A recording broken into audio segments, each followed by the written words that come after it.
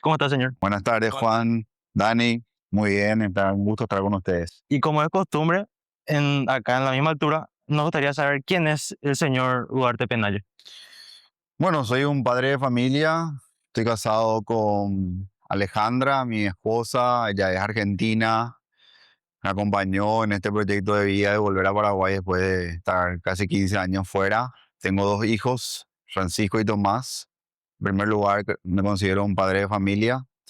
Soy un servidor público. Trabajo al frente de la Agencia Nacional de Evaluación y Acreditación de la Educación Superior, que es una institución que se encarga de certificar la calidad de las carreras de todo el sistema de educación superior, universidades, institutos de educación superior, institutos técnicos superiores, también institutos de formación docente. Nosotros no somos los que habilitamos las carreras, eso lo hace otra institución que se llama el CONES.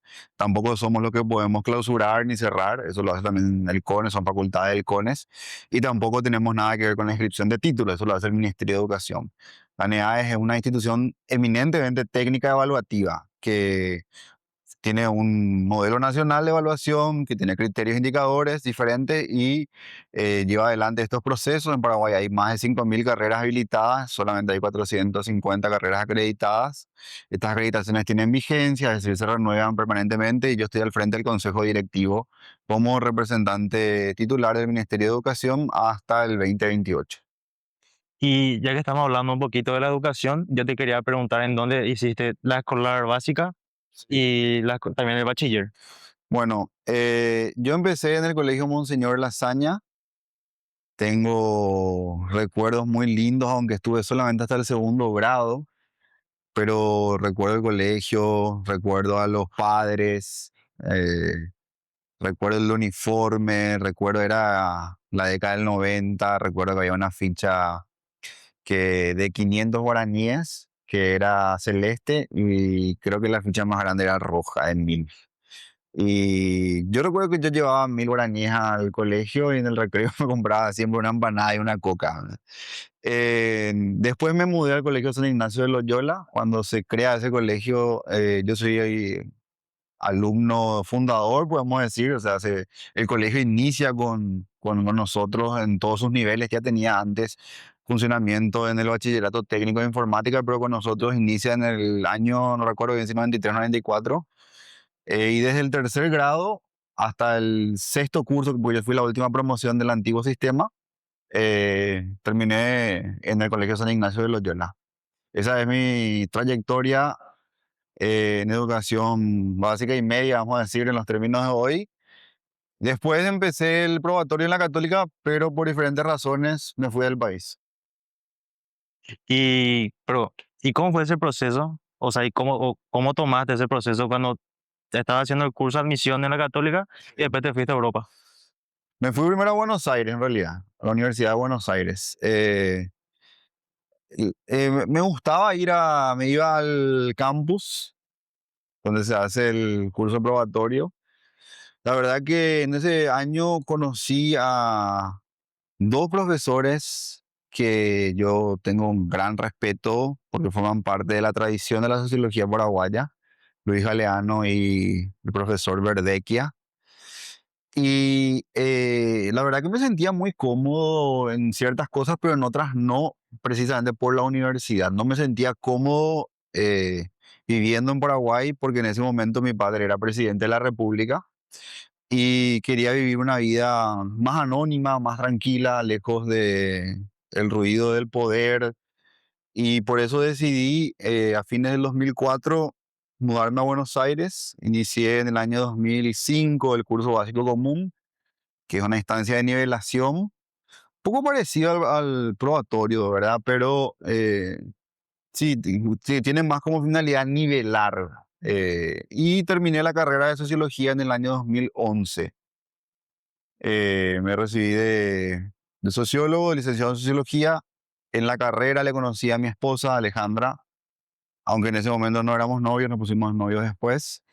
Y ahora, bueno, estamos casados, tenemos dos hijos. Y en el año, a fines del 2011, me mudé a Francia. Y te quería preguntar un poquito acerca de cómo eras el presidente, perdón, el hijo del presidente de la República. ¿Nunca sentiste esa presión de más? Eh, Mira, yo antes de ser el hijo del presidente de la República, en la primaria ya era el hijo del ministro de Educación. Mi padre fue 2 veces ministro de Educación, fue presidente del Partido Colorado. Crecí mucho en una familia política y en un ámbito muy ligado a la política. Creo que siempre mantuve un perfil bajo. eh, Hice muchos amigos en el colegio, hasta hoy siguen siendo mis amigos, les quiero mucho, les aprecio mucho. No me sentí presionado en el colegio, para nada. Fui un buen alumno en la primaria, fui un alumno regular en la secundaria. Nunca me ablacé, pero nunca fui excelente en la secundaria.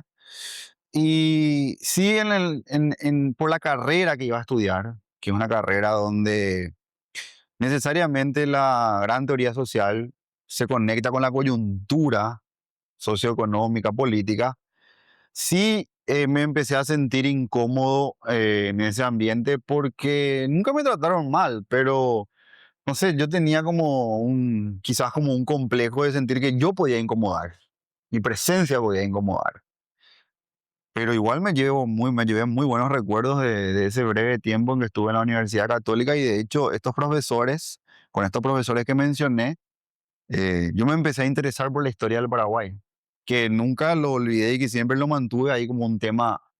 Siempre estudiando la carrera de sociología, mi pregunta era, ¿y estas cuestiones cómo se dan en Paraguay? ¿Verdad? También en la cátedra ANSAL de Historia Latinoamericana, ya en Buenos Aires, me marcó mucho esa cátedra. También la profesora Lorena Soler era la que daba Paraguay, ya es una especialista en Paraguay. En ese momento, para mí fue muy revelador la manera en que la Universidad de Buenos Aires abordaba los procesos históricos en Paraguay, en América Latina, las diferentes formas de autoritarismo. En ese contexto yo aprendí o empezamos a reflexionar por qué, por ejemplo, el régimen de Stroessner no es similar al proceso de reorganización nacional de Videla o de Pinochet, en qué se distinguen, cuáles son las diferencias en los modos de articulación de la dominación, de la represión, de la coacción. Fue una experiencia comparativa sumamente importante para mí que me dejó más preguntas que respuestas, pero que las sigo reflexionando. Y yo quería continuar un poco más con tu trayectoria profesional sobre en qué ámbitos o qué fue lo que te marcó, digamos, para, bueno, ir un poco más hacia ese lado político, digamos, para llegar a ser, bueno, después de tu carrera de Argentina, te fuiste a Europa, tengo entendido, y después regresaste a Paraguay. Yo me fui a Europa porque en la carrera de sociología me di cuenta que lo que más me interesaba de las ciencias sociales era el componente teórico, ¿verdad? Y de hecho, cuando estaba estudiando sociología, yo tomaba muchas clases ya de filosofía en la Facultad de Filosofía de la Universidad de Buenos Aires, en su sede en Puan. Incluso estuve tentado a mudarme ya de carrera, pero no, ya estaba a medio camino y terminé. Y decido irme porque quiero estudiar filosofía y tuve, la verdad, que el apoyo de mi familia, el privilegio de poder hacerlo. Y en Francia hice el ciclo completo, hice una licenciatura, una maestría y me doctoré en el 2011, perdón, en el 2021, luego de la pandemia. En medio de la pandemia realmente defendí mi tesis doctoral por Zoom. Yo pensaba volver a París, pero ya no pude. Había regresado en el 2019 a, a Paraguay porque decidimos con Alejandra casarnos y vivir en Paraguay.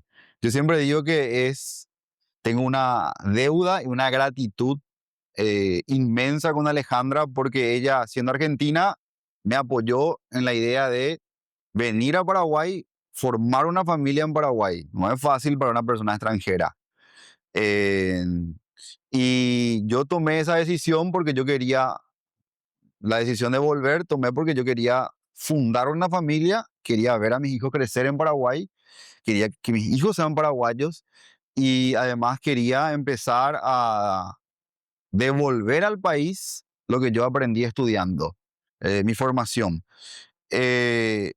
Cuando yo vuelvo, trabajo más que nada en el sector privado. Hicimos muchos trabajos de consultoría. Mi señora Alejandra, ella es socióloga. Tenemos una consultora, pero yo estoy afuera ahora. Ella tiene una consultora de opinión pública. Trabajamos mucho en encuestas, en estudios de opinión, en consultorías políticas. Eh, Eso fue a mi regreso. En paralelo estaba por terminar mi tesis.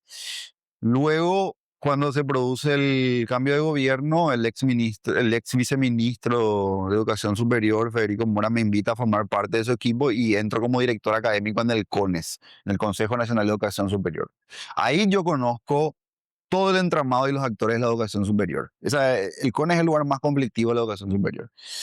Y después, cuando termina el periodo de mi antecesora Dina Matiauda, el presidente, yo le pido, le propongo al presidente, pongo a disposición mi nombre y agradezco muchísimo la confianza del presidente porque él me designó para estar además en la ANEAES como integrante del consejo directivo. Hay que tener grado máximo académico.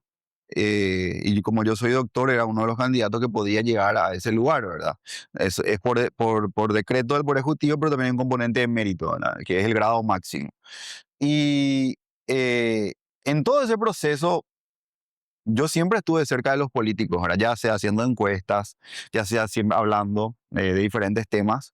Y entrar al servicio público me dio muchas más ganas de empezar a pensar en una vinculación cada vez más fuerte con todo lo que tenga que ver con el servicio público, pero también con diferentes maneras de intervenir políticamente, porque uno no interviene políticamente solamente estando en el Estado, interviene políticamente llevando adelante un debate de ideas, escribiendo un libro, planteando cuestiones que son programáticas para el partido donde uno milita, o si no tiene partido, para el país. Me parece que la política tenemos que pensarla mucho más allá del Estado, incluso también de los partidos, porque finalmente en cualquier elección votan todos los paraguayos y uno tiene que saber plantear cosas que realmente generen de algún modo simpatía. Te quería seguir preguntando esto bueno, la gran pregunta que tenemos nosotros dos, ¿verdad? Esto de lo de Stroessner, ¿verdad? Que bueno, que fue muy criticado en su momento por tu opinión acerca de todo lo que fue, no solo en esa parte de la historia paraguaya, sino que hasta hoy en día que gente, digamos, reivindica a Stroessner por, bueno, diversos motivos, ¿verdad? Una de las más comunes es por toda la represión que hubo y por todo esto de la cantidad de asesinatos, desapariciones, muertes, torturas que hubo, que hasta hace poco, hace una semana, fue que se le mandó a prisión ya se les condenó a los torturadores. Mira, primero yo no creo que haya reivindicado a Stroessner. En varias entrevistas yo lo que planteé es la necesidad de una lectura integral del siglo XX.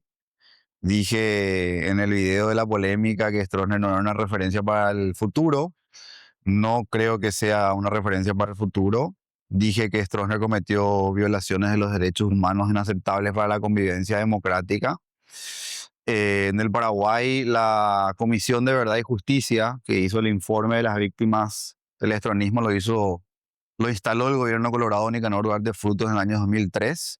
En el Paraguay, el proceso democrático, el primer proceso democrático de la historia que tenemos, antes de 1990 y de la Constitución de 1992 y del fin del régimen de Stroessner en 1989, Paraguay nunca tuvo una experiencia democrática previa. Por eso 1989 no es el retorno a la democracia, es el inicio del primer y único proceso democrático. En todo este periodo, el único partido que logró consolidar democracia interna, competencia electoral propia, que no define sus candidaturas por unas delivery, por encuesta o como dice Adolfo Ferreiro, por carrera vozada quizá en el futuro, es el Partido Colorado, ¿verdad? Entonces yo creo que el Partido Colorado ha rectificado su pasado autoritario en acto, con señales claras, como es su propia vía institucional democrática interna, pero también lo ha rectificado con la instalación de la Comisión de Verdad y Justicia. Y también lo ha rectificado porque es el gobierno de Nicanor Duarte Fruto el que empieza a pagar por primera vez en el proceso democrático a las víctimas de la dictadura una pensión por todos los años, ¿verdad? Bueno, eso es obra del Partido Colorado. Ahora, la historia del Partido Colorado es larga. Es un partido que después de la guerra de la Triple Alianza inició un proceso de reconstrucción nacional hasta 1904. Desde 1904 viene en el Paraguay un periodo de gran anarquía, donde los presidentes se hacen permanentemente golpes de Estado, revoluciones y cuartelazos.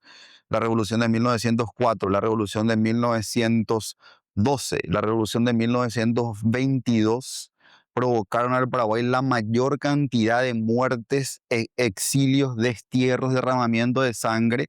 Los armamentos para esos enfrentamientos entre paraguayos eran costeados con deuda externa, es decir, el Estado paraguayo asumía los costos de esa tragedia que fue el periodo de anarquía liberal. Eso fue lo que yo traté de decir. Yo no creo que haya que relativizar la vida de nadie. Una muerte producto de la violencia política es condenable, al igual que 1000, 2000, 3000, 4000, pero también hay que comprender la historia en su proceso. No hay que comprender solamente la historia desde un punto de vista ideal, sino en su proceso real. Y desde ese punto de vista, lo que el estronismo significa es una estabilización del clima de anarquía, de enfrentamiento, de guerras civiles y de violencia política.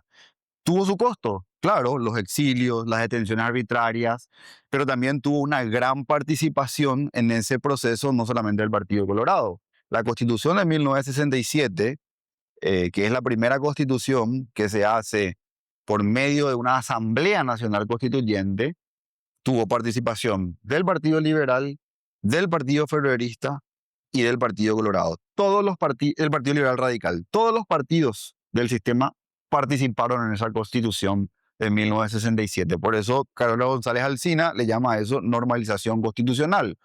Eh, la anterior carta constitucional era una carta que se hizo por decreto y un plebiscito totalmente amañado, que fue la del Mariscal Estigarribia, la de 1940. Esa fue la llave, la fundación del autoritarismo. La fundación del autoritarismo de Paraguay la hace el Partido Liberal con el Mariscal Estigarribia y su carta política de 1940, que era una carta política y una constitución mucho más autoritaria que la del 67. Y por medio de ese marco normativo es que Stroessner va a poder llegar. O sea, los fundadores del autoritarismo en el Paraguay fueron toda una generación de liberales, Justo Pastor Benítez, Pablo Máxim Fram, el propio Efraín Cardoso, que con Estigarribia hicieron una carta hiperautoritaria, que concentraba todo el poder casi en el poder ejecutivo, que declaraba la tregua política sindical, o sea, estaba prohibido hacer huelgas, estaba prohibido organizarse políticamente, que ponía límites a toda iniciativa parlamentaria.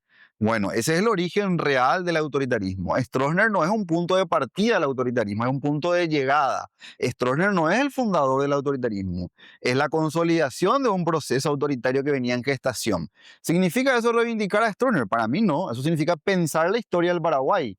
Ahora, lo que muchos quieren es que nosotros ocultemos el pasado que está detrás de Stroessner, lo que viene atrás.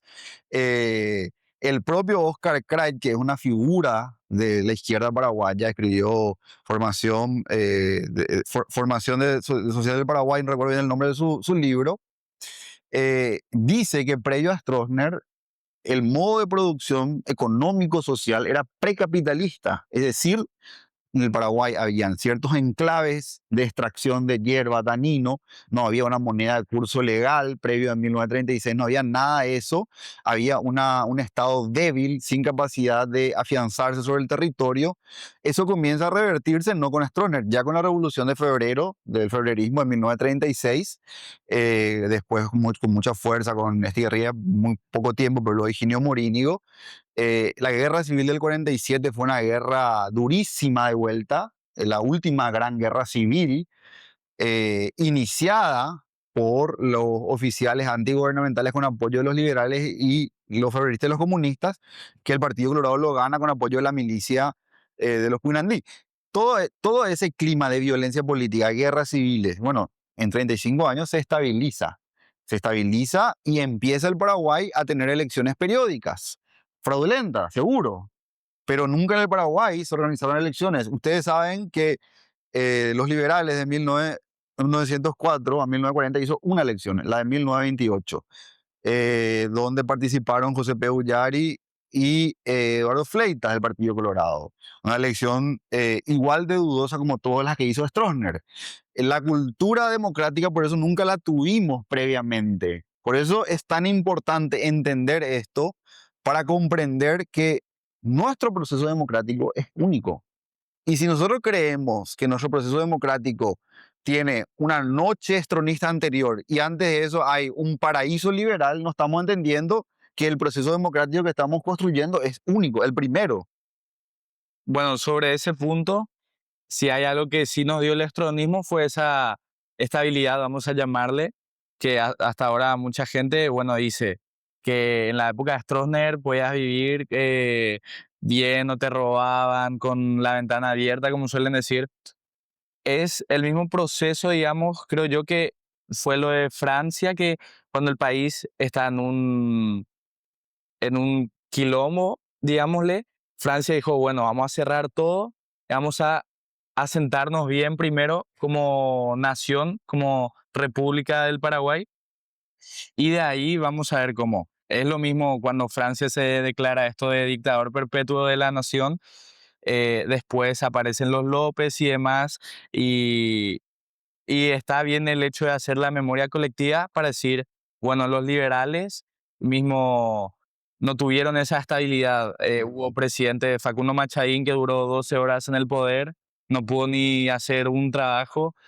Y, pero lo que se critica mucho, lo que se reclama es, en esos 35 años de poder, que fue bastante, vamos a decir, fue la mayor dictadura del Paraguay, de la región, eh, Stroessner prácticamente no hizo nada, está bien, hizo lo de Itaipú, pero para todo lo que, vamos a decir, robó, todos los fraudes que hubo en tantos años de poder, no aportó mucho a Paraguay y más en comparación a cómo estaba la región. En un momento en que la región crecía, le tenemos a Brasil, cómo creció, Argentina, y bueno, y después sí fueron cayendo los dictadores, ¿verdad? Chile, Argentina. Y después de toda la dictadura, donde surge esta democracia, vamos a decir, en la región, vos comparás a todos los países y ves siempre Paraguay en último lugar. Y esto de la corrupción, digamos que es una de las cosas que también nos dejó Stroessner como legado, de la cultura del silencio, de la corrupción. Tenemos hasta ahora lo que no pasó en otros países, que si bien dejaron un legado, pero que pudieron recortarse, digamos, y que ya cambiaron su método. Mira, varios puntos, ¿verdad?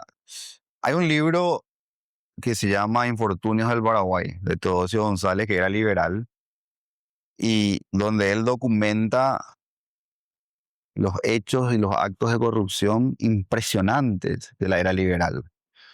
Los empréstitos, las tasas que se pagaban, los negocios privados, estos enclaves que explotaban a los mensúes, que también escribe Rafael Barret, El sufrimiento del mensú, ¿Cómo se llama el primer libro? Infortunios del Paraguay, y El dolor paraguayo de Rafael Barret, las condiciones semiserviles de explotación por la que pasaba el pueblo paraguayo en esa época, de semiesclavitud, donde ni siquiera había moneda de curso legal, se le pagaba con vales que terminaban enganchándoles por deudas, se volvían prácticamente esclavos.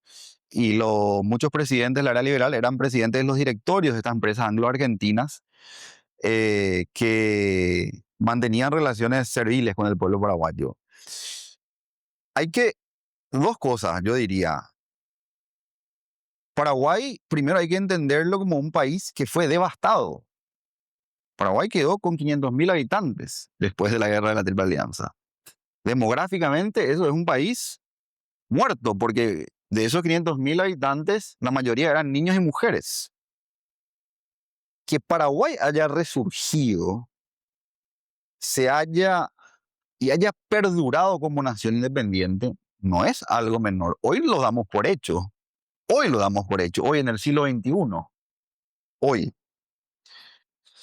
Eh, y eso fue un proceso complicado que el Paraguay se recupere, que vuelva a fundar instituciones, que vuelva a tener vida social, que vuelva a tener vida comercial, que sea un país. No fue algo menor y fácil. El Chaco, por ejemplo, estaba en los papeles. No teníamos, el Estado no tenía presencia en el Chaco. Por eso los bolivianos empiezan a poner fortines hasta que estalla la guerra. ¿Por qué? Porque como tal no teníamos esa fuerza. ¿Verdad? A Stroessner no hay que compararle únicamente con lo que vino después. También hay que compararle con lo que había antes. ¿Y qué había antes de Stroessner en el Paraguay? Esa es la pregunta que tenemos que empezar a hacernos. ¿Qué había? Esa es la primera pregunta. Yo creo que en gran medida había absolutamente nada. Había Asunción, donde estaba la Universidad Nacional de Asunción. La universidad era algo reducida a una formación de élite, sin ningún alcance, y 2 o 3 ciudades y pueblos fantasmas. Eso es lo que había en el Paraguay previo a, no solo yo diría Stroessner, también al gobierno de Higinio Morínigo, a la consolidación de todo un proceso de que el Paraguay va consolidando su fuerza sobre el territorio, que era un territorio desguarnecido. Pero además tuvimos antes de eso otra guerra, la guerra del Chaco. Nosotros tuvimos 2 guerras en el siglo, una en el siglo XIX, una en el siglo XX. Entonces, por un lado, está bien, yo no soy de vuelta, yo no soy un reivindicador del estronismo, ni creo que el régimen de Stroessner en sus 35 años haya sido la solución perfecta para el Paraguay. Creo que hubo modernización selectiva, como dice Luis Galeano, o sea, en determinados ámbitos de la economía que antes tenían inexistencia, empiezan a mejorarse la producción ganadera, integrarse el territorio. Vos sabés que antes de la construcción de la Ruta 2 y su llegada hasta aguas de Brasil, Paraguay dependía estrictamente de los ríos para sus exportaciones. Y la dependencia de los ríos siempre nos fue bloqueada por Argentina. Por eso Stroessner da el giro hacia el este. El giro hacia el este nos permite a nosotros salir de la dependencia argentina y empezar a tener acceso a los mercados internacionales. Sin esa Ruta 2, Paraguay iba a seguir dependiendo de sus ríos. Entonces, hay un proceso y el punto de comparación tiene que ser no solamente retrospectivo, tiene que ser también en ese contexto y anterior a lo que había. Ahora, la corrupción es un tema muy importante, lo que señalas. La corrupción atraviesa las diferentes etapas del Paraguay. Probablemente Stroessner, por su mayor duración, haya consolidado prácticas de clientelismo, de reclutamiento informal, de reparto de prebendas, que perduran y permanecen, pero que no son una nota de Paraguay. Esa es la realidad de todos los países en vía de desarrollo y en América Latina. Podemos ver la experiencia argentina, podemos ver la experiencia peruana, podemos ver la experiencia de Venezuela. Ahora, hay países en América Latina que han avanzado. Chile, por ejemplo, en mayor institucionalidad, Uruguay. Y las nuevas generaciones ya no toleran que relativicemos la corrupción. Ya no tolera que relativicemos los privilegios indebidos. Y yo creo que el Estado paraguayo tiene mucho margen aún para racionalizar el gasto público, para eliminar los solapamientos que hay entre funciones, para combatir más duramente cualquier tipo de ingreso a la función pública que no se corresponda a los méritos de cada ciudadano paraguayo. Yo creo en un Estado postclientelar, creo en un Paraguay más moderno, más eficiente, y creo en el respeto sagrado por la cosa pública. Por eso de que llegué a la NEA es que hicimos transmisión en vivo de sesiones. Primera vez en la historia. Antes se decidían las acreditaciones a puertas cerradas. ¿Qué hicimos además? Publicamos las actas de los expertos. Antes no se publicaba. ¿Qué hacemos además? Decimos que esos expertos tienen la última palabra y que el Consejo Directivo no puede cambiar la acreditación para que no haya margen de discrecionalidad ni sospechas de que se puedan vender acreditaciones. Yo creo que se demuestra con hechos y las generaciones de ustedes son mucho más jóvenes que yo, pero también mi generación, yo tengo 40 años, debe tener un compromiso mucho más fuerte con la integridad, con la honestidad. Los bienes públicos deben tener un estatuto de objeto de celo sagrado. Esto no es muchas veces fácil, pero tiene que ser nuestro horizonte y nuestro ideal. Y yo tengo ese compromiso. Si uno entra a la función pública, no puede entrar para ganar dinero. En el Paraguay tiene el mejor clima de negocio según los organismos internacionales. En el sector privado hay muchos lugares para ganar dinero. El que entra a la función pública tiene que entrar para servir a la patria, tiene que entrar para cuidar los intereses del país.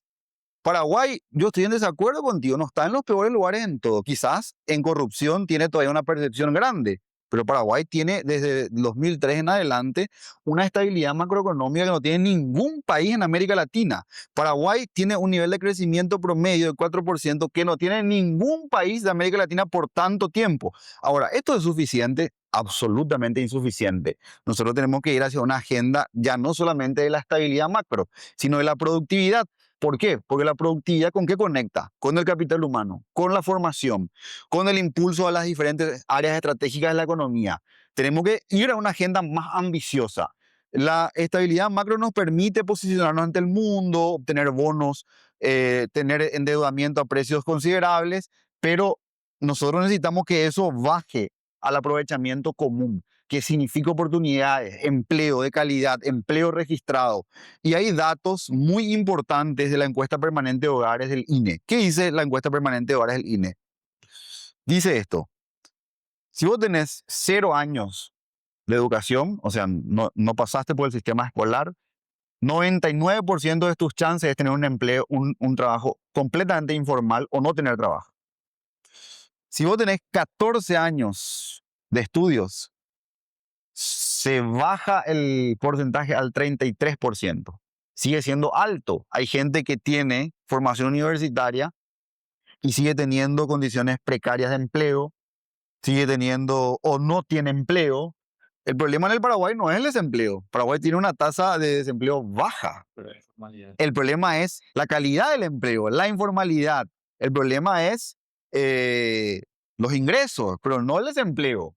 Entonces, para eso tenemos que tener una nueva agenda, una agenda de la productividad, una agenda del aprovechamiento. Tenemos muchísimas oportunidades como país, yo creo. Tenemos potencialidades en cuestiones como logística. Tenemos ahora la Universidad Paraguay-Taiwán que va a conectar con investigación y desarrollo. Tenemos otros polos universitarios que están investigando, como la Universidad Nacional de Itapúa. Tenemos universidades privadas que quieren hacer bien las cosas e invertir, hay otras que no. La cuestión es más heterogénea, no es tan blanco y negro. Entonces, tenemos que empujar los talentos, tenemos que empujar la innovación y tenemos que tener un compromiso y tenemos que hacer una autocrítica. El Partido Colorado tiene que hacer autocríticas. Yo no creo que tenga que pedir perdón por Stroessner, pero sí tiene que hacer una autocrítica de tener un modelo de futuro que no pase por esto que vos decís, el clientelismo, el amiguismo. Ese modelo de futuro es insostenible. Y yo te quería preguntar justamente por esto que el Partido Colorado se mantuvo en el poder 70 años, ¿verdad? Por una política, como ya bien dijiste, de clientelismo, de prebenda política, ¿verdad? Yo quería saber si es el Partido Colorado el que le puede dar ese impulso a futuro al Paraguay o viene de la oposición o vos cómo ves. Mira, yo no creo que sea solo por el clientelismo y el prebendarismo. ¿Por qué no creo eso? Primero, eso es parte. Gustavo Cetrini, sociólogo, tiene un libro, un artículo que dice que con la democracia se pasa del clientelismo monopólico, el Partido Colorado tenía el monopolio, al clientelismo plural. Es decir, los demás partidos tienen las mismas prácticas clientelares. Es un sistema el clientelismo, no es un atributo de un partido. Es sistémico, es un rasgo de estructura. Se vio perfectamente cuando hubo alternancia en el Paraguay. Ahora, el Partido Colorado, si fuera omnipotente y si su clientela le permitiera ser la razón suficiente de todos los procesos electorales y ser así como algo, no sé, ustedes tendrán metáforas más contemporáneas, alguien que nunca pierde, no hubiese perdido la elección municipales apenas iniciada la democracia con Filisola, no hubiese perdido contra Burr, no hubiese perdido contra Mario Ferreiro, no hubiese perdido contra Miguel Prieto en Ciudad del Este, no hubiese perdido gobernaciones en varios puntos del país, no hubiese perdido en el 2008 contra Fernando Lugo. Entonces, el Partido Colorado gana y pierde a nivel local, departamental y nacional. ¿Es el Partido Colorado la fuerza que puede liderar esta transformación? Yo creo que sí, porque es un partido que tiene una alta tasa de recambio y renovación. Si ustedes ven en los demás partidos, en los partidos tradicionales, van a ver las mismas figuras de siempre. El Partido Colorado puede un día ponerle a Santiago Peña, alguien que no era colorado, como candidato, pero eso no es ajeno a la historia del Partido Colorado. Stroessner tampoco era colorado. González Alsina tampoco era colorado. Manuel Domínguez salió del partido, volvió al partido. Juan Manuel Frutos era colorado, salió del partido, volvió al partido. Oleari era liberal, se volvió colorado. ¿Por qué? El Partido Colorado incorpora y tiene que seguir incorporando a los mejores talentos. No es un partido como se cree a veces cerrado, que tiene una identidad cerrada. No, nosotros como partido tenemos que incorporar a los mejores talentos. Tenemos que lograr que sea atractiva esta plataforma y es el lugar donde se articula el poder.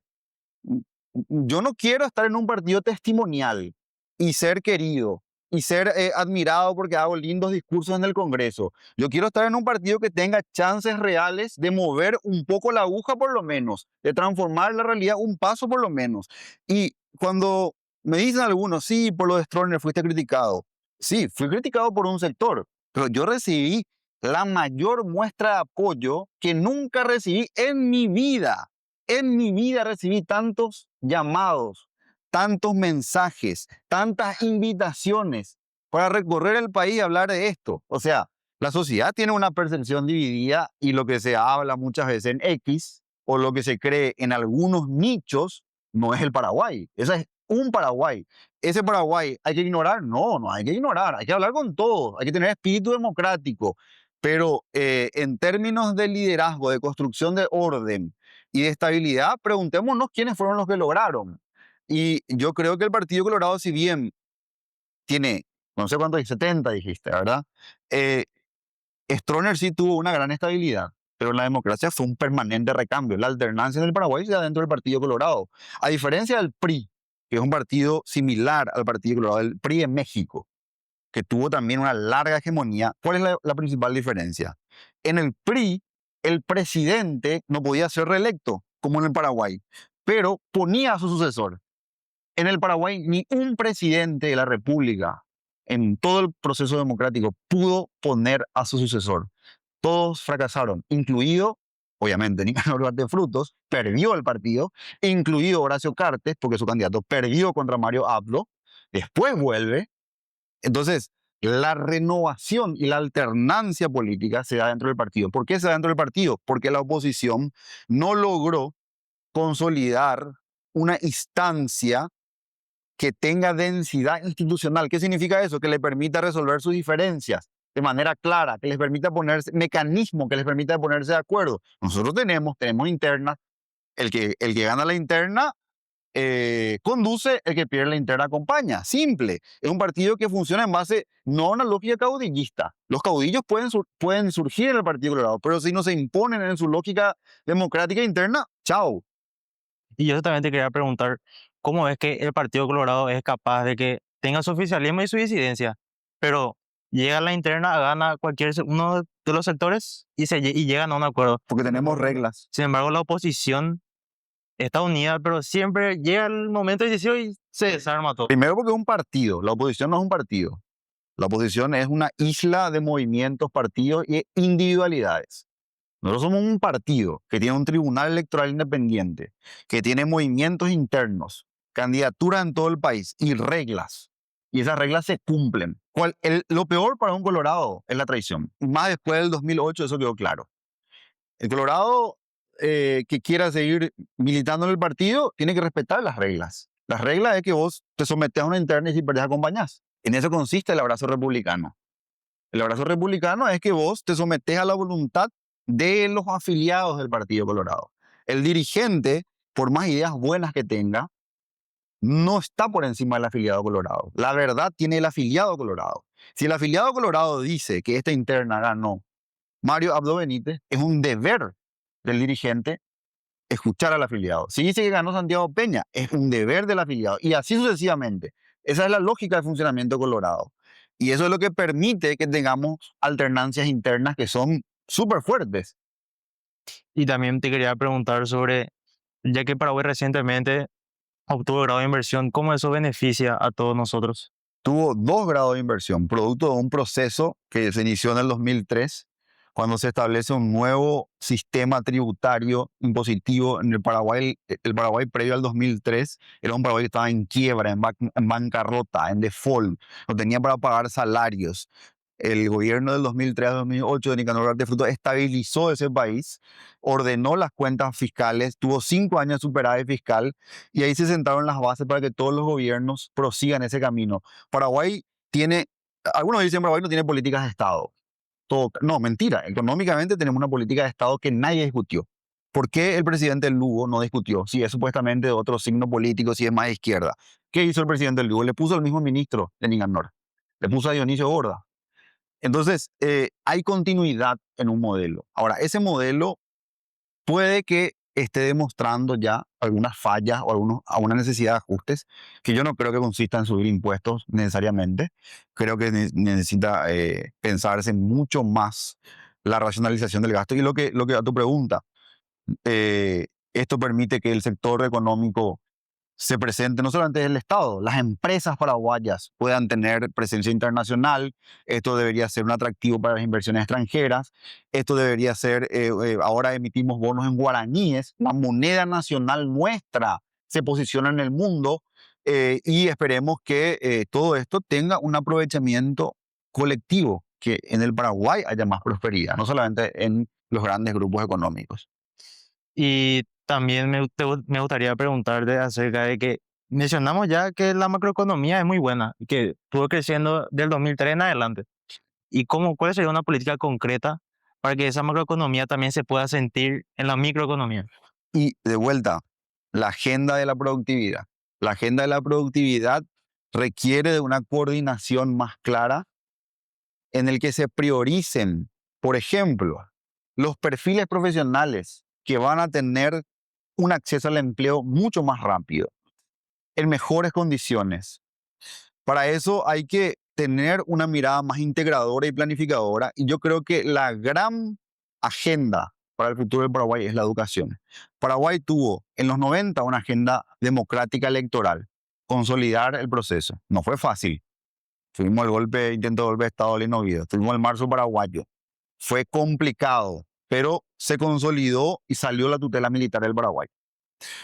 En el inicio del siglo XX tuvimos una agenda económica, que es la agenda que refundó el Paraguay en términos macro. Pero esa agenda ahora ya es limitada y necesitamos una agenda educativa. ¿Qué significa una agenda educativa? No es volver a decir lo mismo de siempre, no. Nosotros tenemos que pensar las formaciones de los jóvenes, no solamente desde el ámbito universitario, también desde las habilidades y competencias que son necesarias al mercado, al Paraguay y al mundo.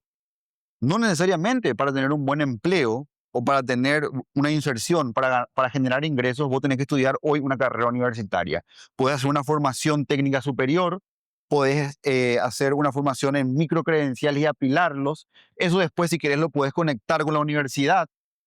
Los títulos en el Paraguay tienen que traducir competencias y no se pueden emitir títulos que a veces o hay sospecha de que son falsos, o si no son falsos no traducen habilidades. ¿De qué sirve un título que no traduce habilidades? ¿De qué sirve un título que no te va a dar una posibilidad de empleo? Esto requiere medidas urgentes y requiere alianzas público-privadas muy fuertes, porque nosotros no tenemos una cultura que adhiera mucho a subir los impuestos. No, para mí no tenemos. En todo caso, si vamos a subir impuestos, vamos a aumentar la carga tributaria, el Estado tiene que mostrar muchísima más eficiencia, y cualquier fondo que surja de eso tiene que estar blindado y tiene que haber control ciudadano. Por eso tenemos que pensar en alianzas público-privadas que generen más investigación y desarrollo. Paraguay no puede solamente comprar soluciones tecnológicas. ¿Vamos a volvernos digitalmente completamente dependientes o vamos a potenciar nuestros centros de investigación del CONACYT, las universidades nacionales, para que produzcan las verdaderas herramientas y tecnologías digitales que necesitamos para el siglo XXI. Pero todo eso gira en torno a la agenda de la productividad, en torno a la agenda de la educación y en torno a la agenda del capital humano, que podemos englobarlo todo, la agenda de la educación que el Paraguay necesita para el siglo XXI. ¿Y vos crees que la malla curricular a nivel no solo universitario, sino también básico, medio, está un poco retrasado, vamos a decir?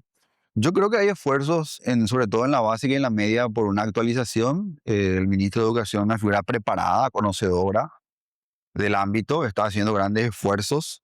En educación superior sí nos falta mucho. Falta adoptar un enfoque más por competencias, falta una mayor formalización. Hay 5.000 carreras habilitadas por el CONES. No sé si este dato ya di, solamente hay 450 acreditadas, es decir, que podemos decir, estas tienen sello de calidad. Tener una acreditación, ¿qué significa? No significa que sea excelente, significa cumple lo mínimo. Por eso la NEAE hoy tiene un nuevo sistema de evaluación, donde ya es progresivo y por fases. Empujar a la mejora continua significa que estos que cumplen lo mínimo empiecen a ser evaluados con indicadores más exigentes.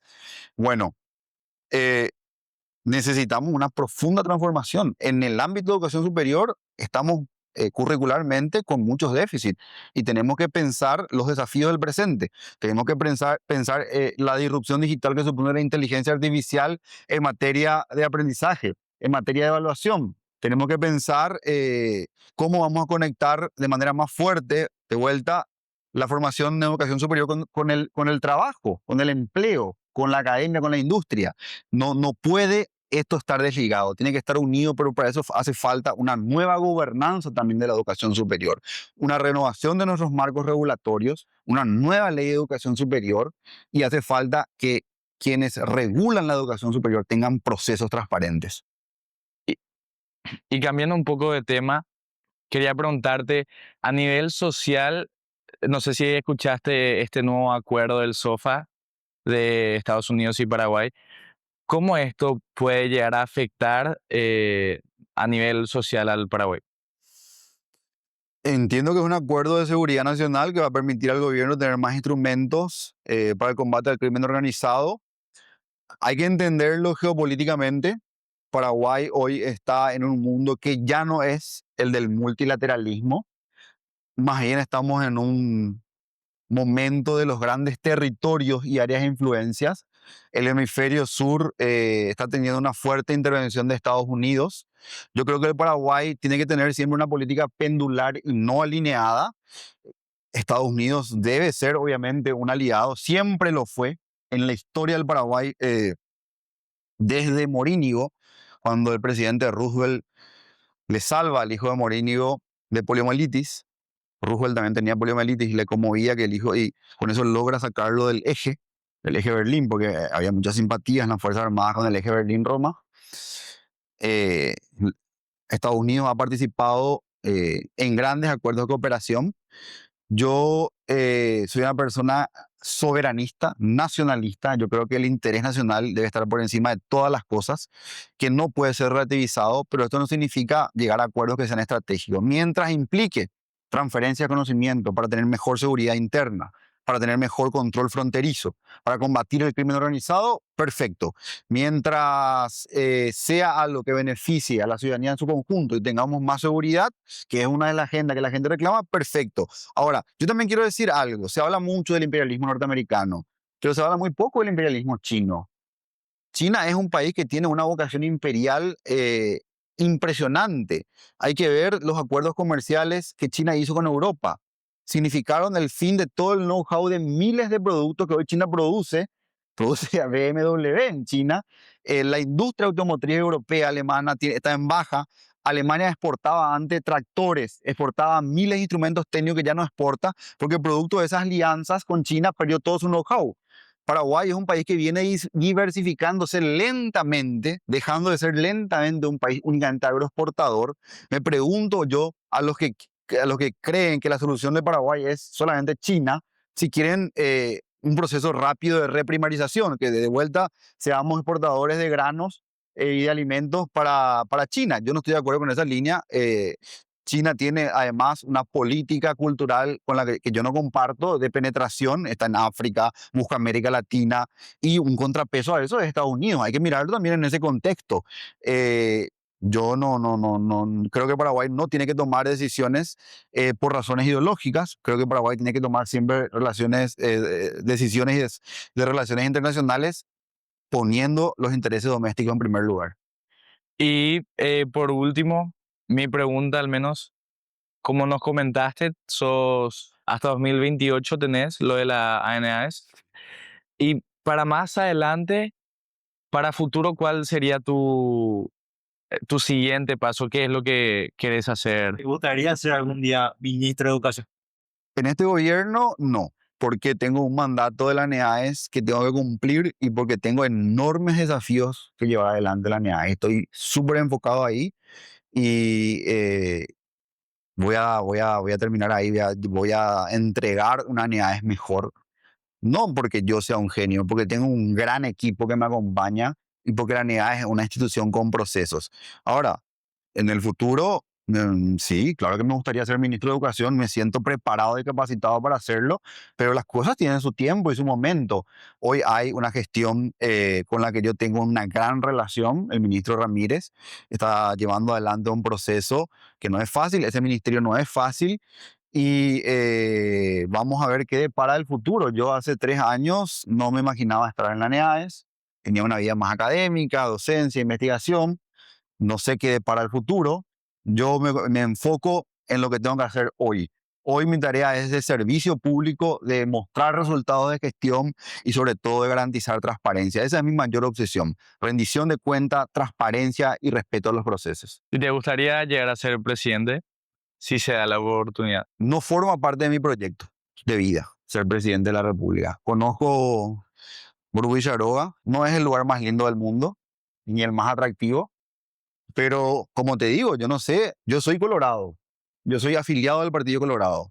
En términos políticos, yo voy a estar donde el partido me designe estar. Yo soy parte de un partido donde lo que uno quiere no depende solamente de lo que uno quiere, aunque el primer paso es querer, pero se responde a proyectos colectivos. Y esos proyectos colectivos requieren construcción. Requieren construcción. Entonces, no podría responder hoy porque no forma parte de mis proyectos. Ahora, sí, la política es un terreno donde yo no tengo duda que voy a ingresar. Eso no hay duda. Hoy soy un servidor público, pero la política electoral, la disputa por algún cargo de representación dentro del Partido Colorado, eso puedo sí decirles que no tengo dudas que tarde o temprano va a ocurrir. Y última pregunta, y puedo hacer también una reflexión, si es que gustas. ¿Cómo le da a Paraguay en el futuro? ¿O qué esperas de Paraguay en el futuro?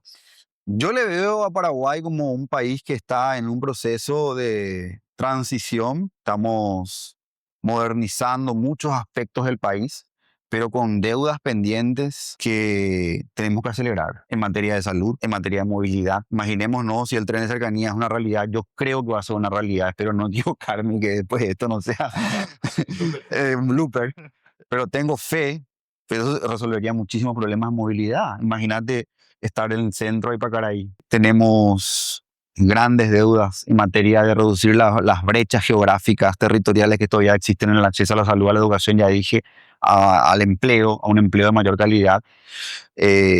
Yo quiero un Paraguay donde los jóvenes puedan salir adelante por sus méritos y no por sus amistades o favores políticos. Sé que esto no es fácil, sé que hay una cultura instalada y no es solamente en el partido. Y a los colorados, a los jóvenes colorados también les hablo. Paraguay, el Partido Colorado tiene más de 2 millones de afiliados. ¿Ustedes creen que todos son dirigentes, que todos están en el poder? No, hay miles y millones de afiliados colorados que estudian, que se esfuerzan, que trabajan, que sus familias están haciendo un gran esfuerzo. Y no tenemos que tenerle miedo a un sistema meritocrático en el Paraguay. La meritocracia no resuelve todos los problemas, porque hay muchas desigualdades de inicio. Es cierto eso, pero los méritos son mejor que la discrecionalidad. Los méritos son mejor instrumento que los privilegios injustificados. El pueblo paraguayo, los jóvenes de todos los partidos, no tienen que tenerle miedo a una carrera de los talentos, donde se reconozca el esfuerzo personal, donde se reconozca el esfuerzo individual. Ese tiene que ser el norte del Paraguay, más allá de los partidos, porque eso es lo que nos va a unir como nación, nos va a hacer de vuelta a sentir que este es un país del que podemos estar orgullosos. Yo sueño con un Paraguay en el que podamos estar orgullosos, en el que recuperemos el orgullo de los grandes hitos que nos hicieron grandes. Nosotros somos un país que nos recuperamos de una devastación, de un genocidio. Nosotros somos un país que ganamos en adversidad una guerra, donde iba a ser mutilado un sector que hoy es estratégico. ¿Qué es el Paraguay sin el Chaco?